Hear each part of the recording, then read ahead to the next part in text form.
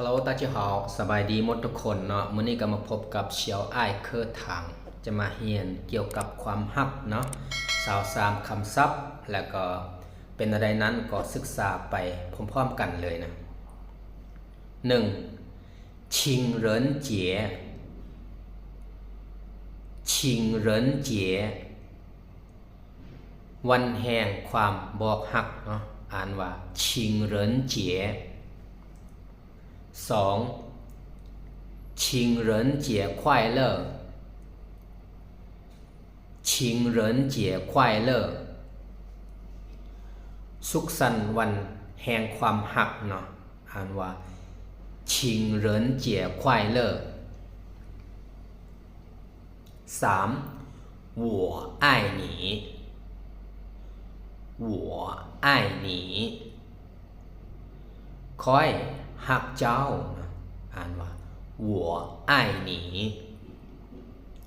4爱情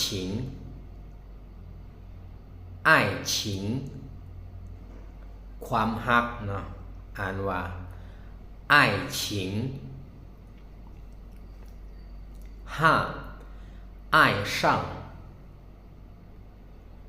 爱上ลงฮักเนาะลงฮักนี่อ่านว่าอ้ายช่าง6อ่านเลี่ยนอ่านเลี่ยนแอบฮักเนาะแอบฮักนี่อ่านว่าอ่านเลี่ยน7เปี่ยวปายเปี่ยวปายสารภาพเนาะสารภาพอ่านว่าเปี่ยวปาย8ชูเลี่ยนชูเลี่ยนหักแรกเนาะหักแรกนี่อ่านว่าชูเลี่ยน9一见钟情一见钟情ฮักแหลกพบเนาะฮักแหลกพบนี่อ่านว่าอีเจียนจงฉิง10เจินอ้ายเจินอ้ายฮักแท้เนาะฮักแท้นี่อ่านว่าเจินอ้าย11ฐานเลี่ยนอ้ายฐานเลี่ยนอ้ายคบกันเนาะคบกันเนี่ยอ่านว่าฐานเลี่ยนอ้าย12ฉิงเหรินฉิงเหรินแปลว่าคนฮักเนาะคนฮักนี่อ่านว่าฉิงเหริน13นานเพิงโยนานเพิงโยแฟนผู้ชายเนาะแฟนผู้ชายอ่านว่านานเพิงโย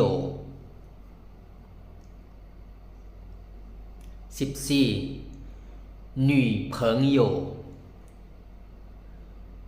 女朋友แฟนเนาะแฟนผู้หญิงเนาะแฟนผู้หญิงนี่อ่านว่า女朋友15玫瑰花玫瑰花แปลว่าดอกกุหลาบเนาะดอกกุหลาบอ่านว่า玫瑰花16花束花束สอดอกไม้สอดอกไม้อ่านว่า花束17追求追求จีบนะจีบนี่อ่านว่า追求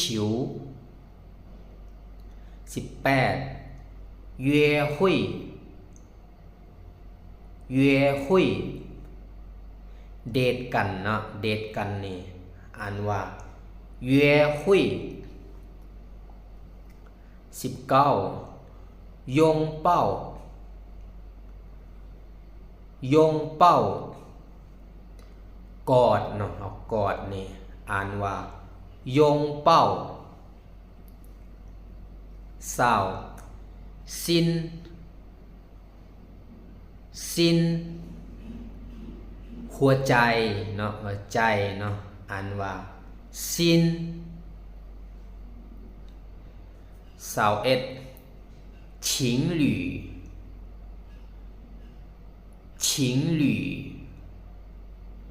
คู่ฮักนะคู่ฮักเนี่ยอ่านว่า情侣สาวสองอ้ายเสินกามเทพเนาะกามเทพเนี่ยอ่านว่าอ้ายเสินสาวสามเหวินจูบเนาะจูบนี่อ่านว่าเหวินสาวสี่ตุ้ยเสี่ยงแฟนเนาะอ่านว่าตุ้ยเสี่ยง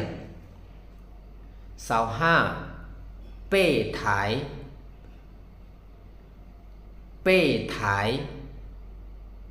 กิ๊กเนาะกิ๊กนี่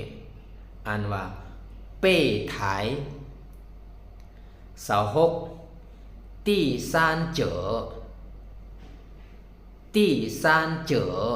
แปลว่าเป็นมือที่สามหรือว่ามือที่สามเนาะอ่านว่าตี้ซานเจ๋อ